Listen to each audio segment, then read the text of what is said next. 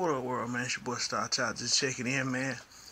Just had a little random thought I wanted to share with y'all, man. You know how life is like that. Just had them, random thoughts. But anyway, man, I just in my kitchen. I just in my kitchen cleaning, and a bug ran across the floor.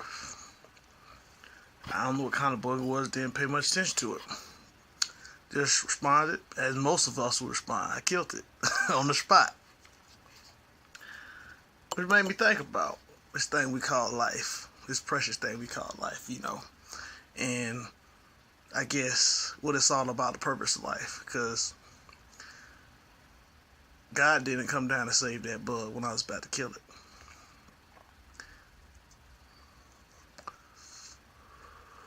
And nobody looks at life like that. Nobody looks at the big perspective. Everybody is caught up in ego. Ego has you focus on yourself and make you think just how important you are. Focus on you, the individual. But that's all inside our minds. It has nothing to do with what's going on in your head. It's not always doesn't have anything to do with what's going on in your real reality in the world, or how you perceive things. Might be your reality, but perception doesn't equal truth. A lot of people say perception is reality, which it is, but reality and truth are not always synonymous. So what is the real purpose of life? I always, tell, the Christian folk, I said, there's only one real commandment that God himself ever gave man.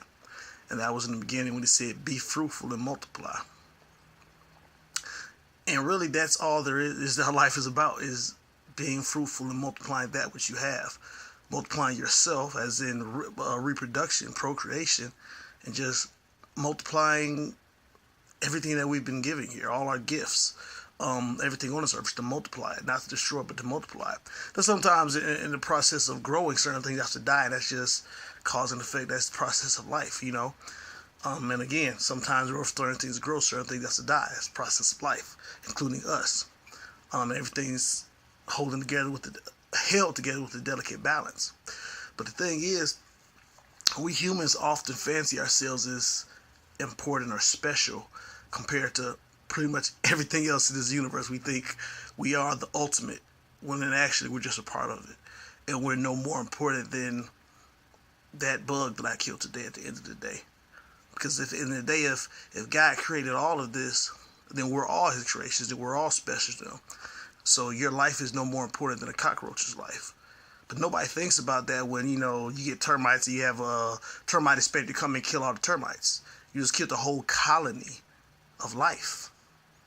The same as when a tsunami hits, or the oceans, hurricanes, or anything. Colonies of people get destroyed or whatnot. But then again, on a grander level, if there's like a wormhole or black hole in space, sorry about that little technical difficulty, but as I was saying, whole galaxies get consumed or whatnot. And it's no different than a colony of ants being destroyed by somebody driving over with a lawnmower or something like that. You putting down ant poison to kill the bugs. We just have this ego thing that makes us feel like we're important. But at the end of the day, the only thing that matters is life. And the sad thing is, that's what we cherish the least, or we treat the most, where we value the least amongst everything. But the reality is, nothing else matters without life. Doesn't matter what we're talking about. We're talking about money, talking about art, talking about technology, whatever. It doesn't matter without life to appreciate it. What good is your art if no one's there? If no life is there to appreciate it?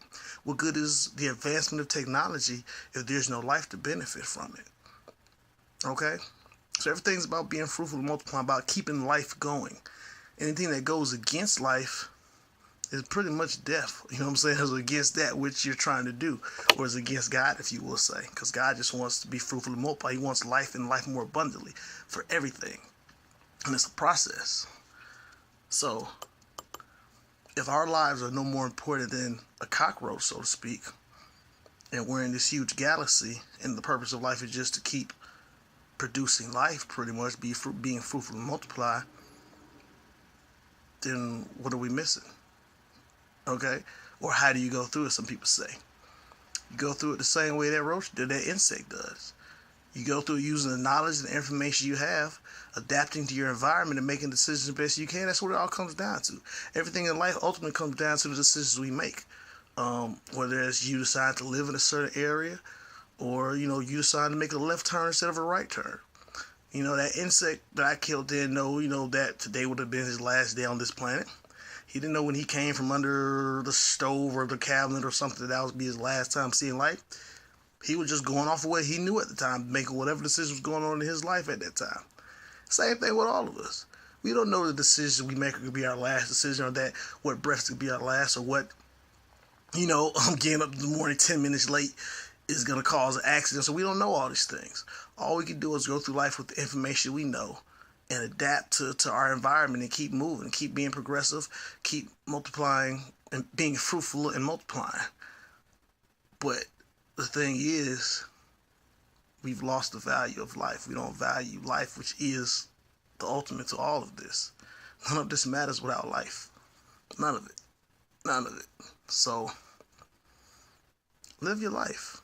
Be fruitful and multiply. Because one day, unbeknownst to you, will be your last day.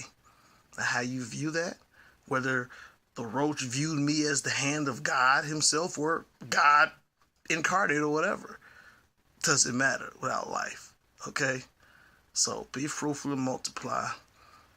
And cherish the life that you have and realize you are special. Because no snowflake is alike. But you're not as important as you think you are.